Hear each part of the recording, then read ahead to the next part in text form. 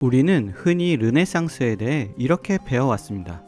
인간 본질로의 회귀.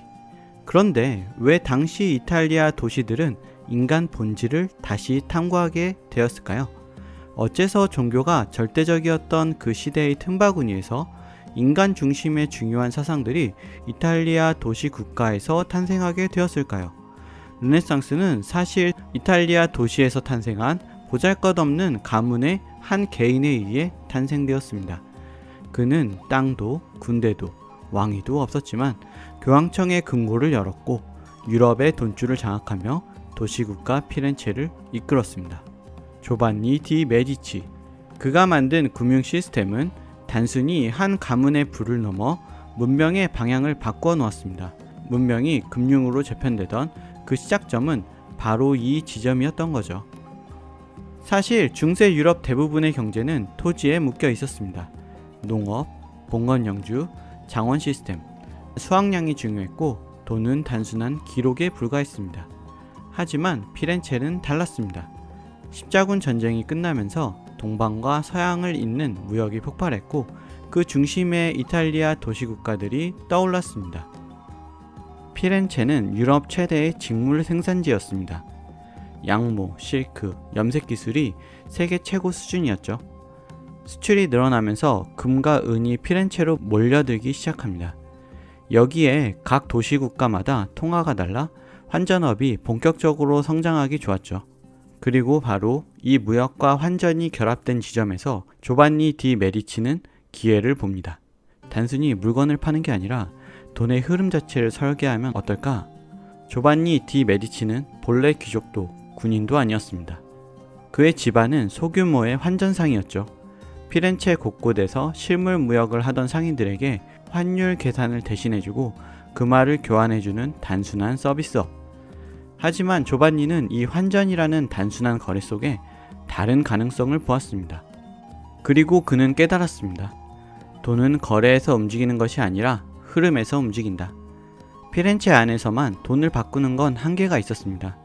그러나 유럽 전체를 연결한다면? 그는 피렌체를 넘어 로마, 제노바, 베네치아, 파리, 런던까지 지점망을 확대하기 시작합니다. 메디치 은행의 유럽 지점 시스템. 이는 단순히 금융업이 아니라 유럽 최초의 국제금융 네트워크 구축이었습니다.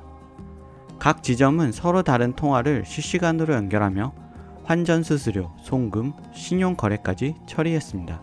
리스크 관리 역시 치밀했습니다. 여러 도시로 분산된 지점 덕분에 한 지역의 정치 불안이나 전쟁이 터져도 전체 시스템은 쉽게 흔들리지 않았습니다. 그리고 이 시스템은 오늘날의 글로벌 은행 시스템, 중앙은행 네트워크의 시초와도 매우 닮아 있습니다. 이제 메디치 은행은 피렌체만의 은행이 아니었습니다. 조반니는 유럽 금융의 흐름 그 자체를 손에 넣기 시작합니다.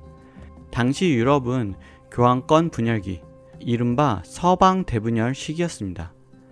복수의 교황이 서로 정통성을 주장하며 대립하던 혼란의 시기. 바로 이때 한 인물이 등장합니다. 발트사레 코사. 그는 피사 공의회 이후 요한 23세라는 이름으로 대립교황 자리에 올랐습니다. 하지만 교황의 자리를 얻었어도 그에게는 절대 부족한 것이 하나 있었습니다.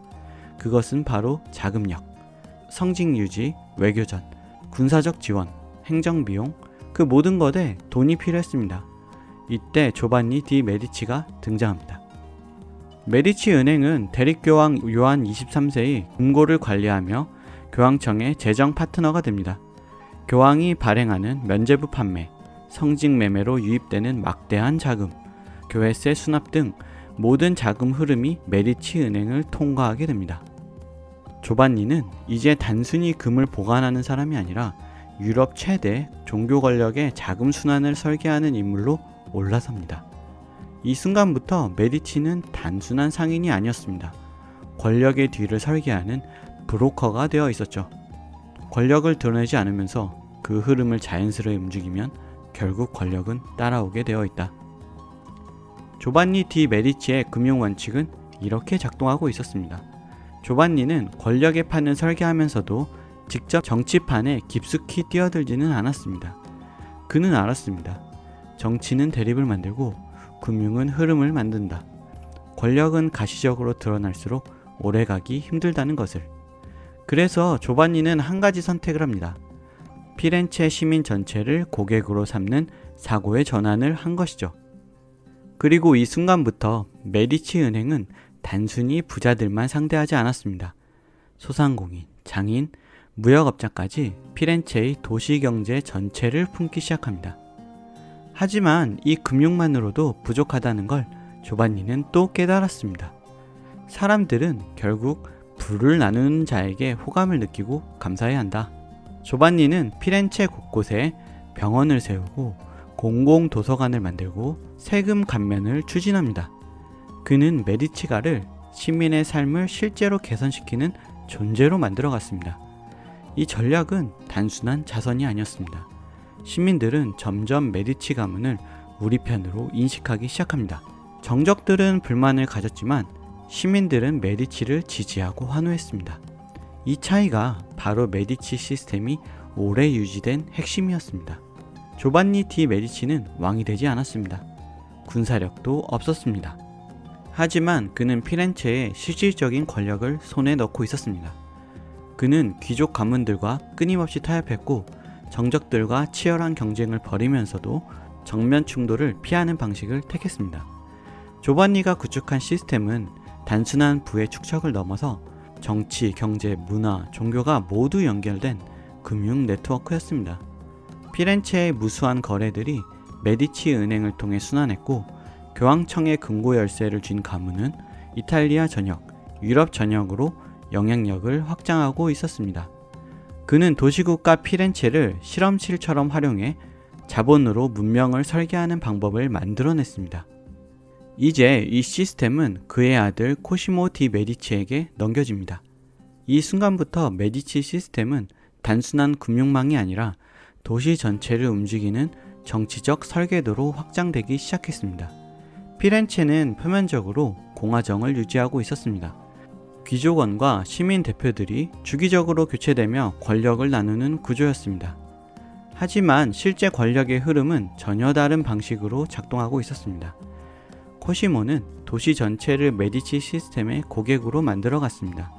자영 상인들은 메디치 은행의 신용에 의존했고 장인조합은 메디치의 후원으로 성장했습니다. 수출 상인들은 메디치 금융을 거쳐 무역로를 개척했습니다. 피렌체의 경제 전체가 메디치 은행 안에서 순환하고 있었죠. 사실 그의 정적도 존재했습니다. 알비치 가문, 스트로치 가문 같은 전통 귀족 세력들은 은행가가 도시를 장악한다고 비판했고 몇 차례 정치적 공격도 시도했습니다. 그러나 코시모는 직접 제거하는 방식을 쓰지 않았습니다. 그들의 대출을 회수했고 무역 경로를 차단했습니다. 조합 가입을 어렵게 만들었고 정적의 지지 세력을 고립시켰습니다. 결국 그들은 스스로 무너질 수밖에 없었죠. 피렌체의 정치 시스템도 마찬가지였습니다. 공직자는 추첨으로 선출됐습니다. 하지만 메디치가는 후보군 명단 자체를 설계하는 영향력을 행사합니다. 후보 명단 작성 단계에서 길드와 조합이 큰 영향력을 가졌는데 이 길드들은 메디치 금융망과 긴밀하게 연결되어 있었습니다. 투표는 공정하게 진행됐지만 그 선택지는 이미 메디치 시스템 안에서 준비된 상태였습니다. 코시모 디 메디치는 선거를 조작하지 않았습니다. 조용히 뒤에서 후보군을 설계했을 뿐이었습니다. 그도 권력의 중심에 서지 않았습니다. 대신 아는 사람들은 모두 1인자라는 이름으로 불렀습니다. 그는 정면에 서지 않는 자가 가장 오래 살아남는다는 것을 알고 있었습니다. 이렇게 만들어진 시스템에서 피렌체는 단순한 공화정이 아니었습니다. 정치, 금융, 사회, 문화가 결합된 시스템 전체를 메디치가 관리하는 도시국가로 변모하고 있었습니다. 이 안정 위에서 메디치가는 한 단계 더 큰 실험으로 나아가기 시작합니다. 그것은 문명을 직접 설계하는 실험이었습니다. 당시 유럽에서 문화와 학문, 예술은 여전히 교회의 통제를 받았습니다. 철학, 과학, 미술은 종교적 교리의 범위 안에서만 허용됐고 그 경계를 넘어서는 사고는 이단으로 간주되기 일쑤였습니다. 그런데 피렌체에서는 전혀 다른 일이 벌어지고 있었습니다. 피렌체에서는 교리가 아닌 금융이 문명의 흐름을 결정하기 시작했습니다. 코시모는 이 흐름을 정확히 읽고 있었습니다. 도시의 안정과 부는 이미 확보되어 있었습니다. 이제 그는 이 부를 도시의 정신을 만들어내는 쪽으로 투입하기 시작합니다. 가장 먼저 시작된 것은 고대 지식의 재발굴이었습니다. 그는 동방과 남유럽에서 흩어져 있던 고대 그리스와 로마의 철학서를 수집하기 시작했습니다. 플라톤의 저작, 아리스토텔레스의 논문, 피타고라스의 수학. 과거 교회가 금기시했거나 무관심했던 이 고대 지식들은 이제 피렌체에서 복원되고 번역되기 시작합니다. 이 고대 지식들을 관리한 곳이 바로 메디치 도서관이었습니다. 이 도서관은 단순한 서고가 아니었습니다. 지식의 금융 시스템이었습니다. 고대 지식의 수집과 독점, 학자들에게의 후원, 필사본 제작자와 번역가들의 고용, 피렌체 학문 시스템의 중심지로 메디치는 도시 전체를 사고하는 도시로 재편성하기 시작한 겁니다. 하지만 이것은 시작에 불과했습니다. 르네상스의 예술이 곧 발전하기 시작했거든요. 코시모는 예술가들을 직접 후원하기 시작합니다. 그리고 그가 선택한 첫 거대한 후원 사업은 피렌체 대성당에 미완성된 돔이었습니다. 이 돔은 수십 년간 공사가 중단된 난제였습니다. 기존의 건축 기술로는 이 돔을 지탱할 방법이 없었기 때문이었습니다. 여기서 등장한 인물이 브루넬레 스키였습니다. 브루넬레 스키는 기존 모든 건축 기술을 부정했습니다. 그는 내부 받침대 없이 스스로 지탱하는 돔을 설계했습니다. 이것은 공중부양하는 건축물이라는 표현까지 만들어낼 정도의 혁신이었습니다. 코시모는 이 실험을 전폭 지원했습니다. 필요한 재료, 인력, 금융을 전부 메디치가 제공했습니다. 결국 이 돔은 완성되었고 피렌체 시민들은 눈앞에서 도시의 새로운 상징을 목격하게 됩니다. 이 돔은 피렌체 시민들에게는 신의 도시가 아니라 우리의 도시를 상징하는 건축물이 되었습니다. 이때부터 피렌체는 도시 전체가 예술 실험장이 되어갔습니다. 코시모 이후 메디치 가문의 금융 시스템은 단순한 도시의 은행이 아니었습니다. 피렌체의 금융망은 유럽의 심장부까지 뻗어나가기 시작했죠.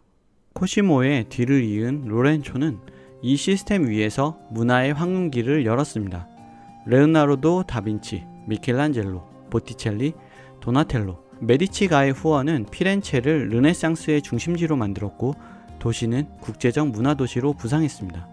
하지만 이것은 단순한 예술 후원이 아니었습니다. 문화가 화려해질수록 피렌체의 정치적 영향력은 높아졌고 피렌체의 위상이 올라갈수록 메디치 은행의 금융신용도 함께 상승했습니다.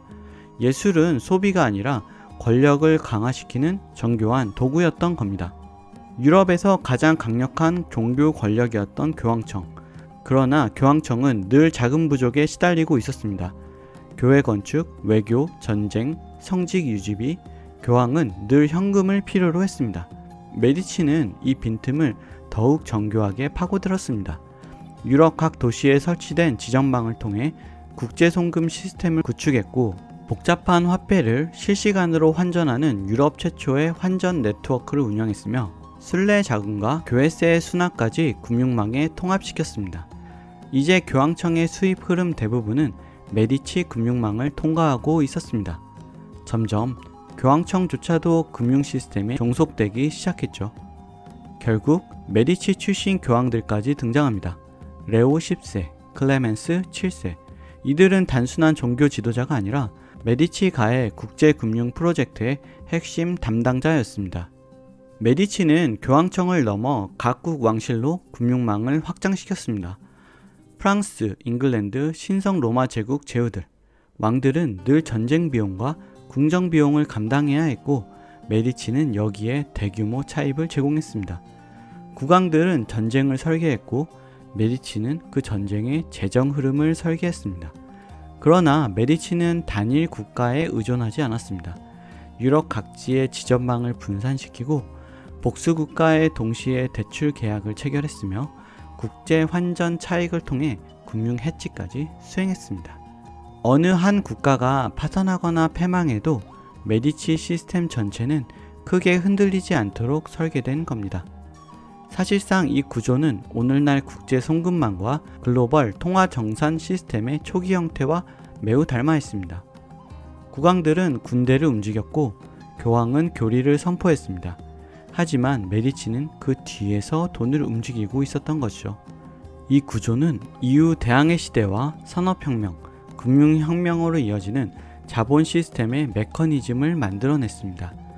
무역로가 확장될수록 금융이 커졌고 금융이 성장할수록 과학과 기술, 예술이 따라 움직였습니다. 이 순환은 문명 격차를 만들어냈습니다. 르네상스는 단순한 문화운동이 아니었습니다. 자본 시스템이 문명을 재설계한 최초의 혁명이었죠. 이후 유럽은 이 실험대 위에서 국가재정혁명으로 넘어갔고 중앙은행이 등장했으며 산업혁명과 금융혁명, 그리고 현대 금융자본주의로 연결됐습니다. 그 흐름의 첫 출발점에는 피렌체의 메디치 시스템이 있었습니다.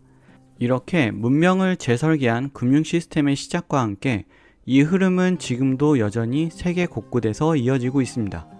앞으로 우리는 이 시스템이 어떻게 유럽 전체로 퍼져가고 근대 자본주의로 진화했는지 차례로 탐구해 보겠습니다. 구독과 좋아요 부탁드립니다. 감사합니다.